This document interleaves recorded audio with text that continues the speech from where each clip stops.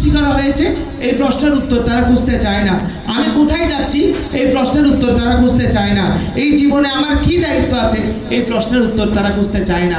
কিন্তু একটা পর্যায়ে সে যখন 50 পার করে ফেলে, তার বন্ধু বান্ধবদেরকে নিয়ে, যাদেরকে নিয়ে সে আনন্দ করতো, ফুর্তি করতো, আড্ডা মারতো, তারা যখন এক একজন এক এক করে বিদায় নেবে, সে যখন একা হয়ে যাবে, তখন তার অন্তরে এই প্রশ্নগুলো আবার উকি দেয়।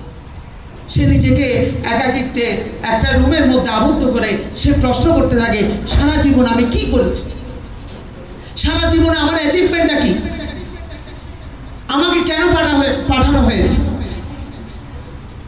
আমি সারা জীবন কার জন্য কি করে গেলাম, যিনি আমাকে সৃষ্টি করেছেন তার খুশির জন্য আমি কি করেছি। এই প্রশ্নগুলোর উত্তর খুঁজতে খুঁজতে গিয়ে যখন তিনি দেখেন তার সারা জীবনের অর্জন জিরো, তখন অনেক মানুষ আছে তারা বলে এই জীবন রেখে লাভ নেই, আমি এই জীবন থেকে ইস্তফা দিই। আমার একজন বন্ধু ছিল আল আজহার বিশ্ববিদ্যালয়ের, তার বাড়ি হচ্ছে জাপান।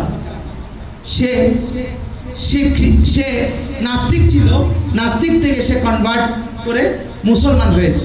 সে মাঝে মাঝে ফেসবুকে জাপানের যেই বস্তুবাদী চিন্তাভাবনা এটার সমালোচনা করে সে ফেসবুকে লেখে। আমরা জানি জাপানকে পৃথিবীর মধ্যে আমরা সভ্য দেশ হিসেবে জানি, ঠিক কিনা? কিন্তু সে বলছে, সে ফেসবুকে লিখছে, কিছুদিন আগে ফেসবুকে লিখেছে, জাপানের মধ্যে সবচেয়ে বেশি আত্মহত্যার হার সবচেয়ে বেশি। মোস্ট প্রবাবলি যারা 50 থেকে 70 বছর এই বয়সের মানুষজন সবচেয়ে বেশি কি করে? আত্মহত্যা করে। কেন?